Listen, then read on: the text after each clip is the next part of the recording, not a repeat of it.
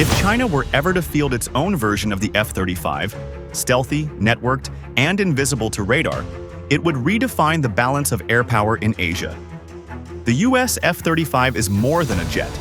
It's a flying ecosystem of sensors, AI-assisted targeting, and data fusion that lets pilots see the unseen. For India, such a leap by China wouldn't just be a technological challenge, but a strategic one, a question of survival and deterrence in the Indo-Pacific skies. The future of aerial warfare, after all, is as much about who controls the information as it is about who controls the air. India's response, however, wouldn't come from panic, but from principle. The Indian Air Force's strategy has always emphasized quality over quantity, flexibility, integration, and readiness. Its layered force structure includes frontline fighters like the Rafale and Su-30 MKI, precision strike aircraft like the Mirage 2000 and Jaguar, and indigenous fighters such as the Tejas Mk1A and the upcoming Mk2. Rather than competing jet for jet, India focuses on creating an adaptable ecosystem that ensures no adversary ever has a clear advantage. At the heart of India's deterrence are platforms that rival or complement fifth-generation features. The Rafale F3R, often described as India's mini F-35, combines stealth optimization with the Meteor long-range missile and the Spectra electronic warfare suite, making it lethal in beyond visual range combat.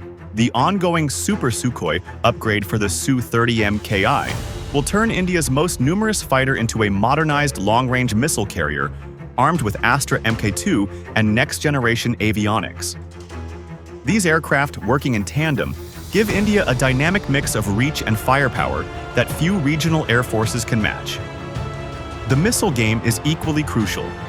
India's indigenous Astra and upcoming SFDR missiles provide long-range precision, with the latter capable of Mach 4 speeds, potential F-35 killers if integrated properly.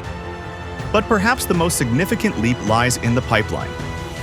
The Tejas Mk2 will bridge the 4.5 generation gap with superior range, radar, and agility, while the advanced medium combat aircraft aims to give India true stealth capability by the early 2030s.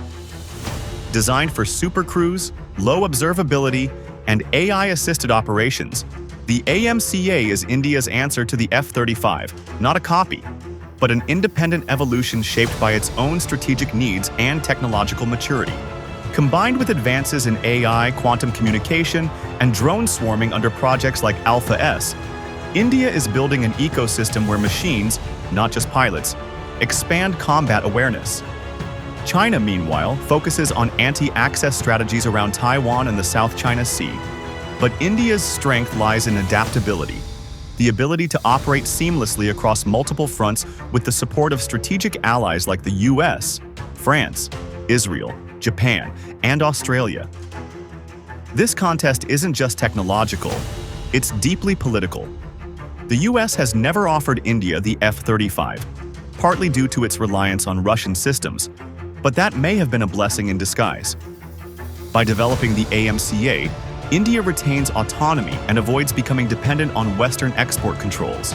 Through initiatives like the Quad, India also gains access to shared logistics, intelligence, and radar coverage, extending its aerial reach without needing to replicate the F-35's global infrastructure. Sovereignty, in this sense, becomes a weapon as powerful as any missile. Both sides are already racing toward the sixth generation of warfare, where manned aircraft command fleets of AI-driven drones. India's CATS Warrior and Ghatak Yukov are designed to operate as loyal wingmen alongside manned jets, multiplying firepower and survivability. China, too, is experimenting with hypersonic reconnaissance drones like the WZ-8, designed for high-speed, high-altitude surveillance and strike support. The next battles, it seems, will not be between individual aircraft but between networks of manned and unmanned systems, algorithm versus algorithm. In a direct comparison, China would hold the edge in numbers, funding, and production speed.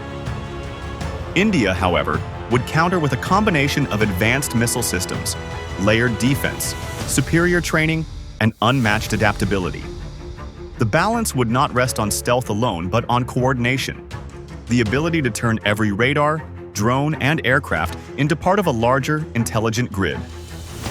Where China's model depends on centralized control, India's hybrid structure, drawing from French, Russian, Israeli, and indigenous technologies, offers flexibility and resilience in the fog of war. Ultimately, the real counter to a Chinese F-35 isn't another stealth jet. It's superior situational awareness, electronic warfare, and human skill. India's doctrine doesn't seek to mirror the enemy, it seeks to outthink it. By combining global partnerships with indigenous innovation, the IAF ensures it can respond to any aerial challenge, visible or invisible. If China ever achieves F-35 parity, India's answer won't be imitation, it will be innovation. It will be the integration of Rafales, AMCA, S-400s, Astra missiles, and next-gen drones into one living, learning network, a uniquely Indian ecosystem built not on fear, but on foresight. Because when the dragon finally takes to the skies with its stealthiest creation, the elephant will already be waiting, calm, prepared, and thinking 3 moves ahead.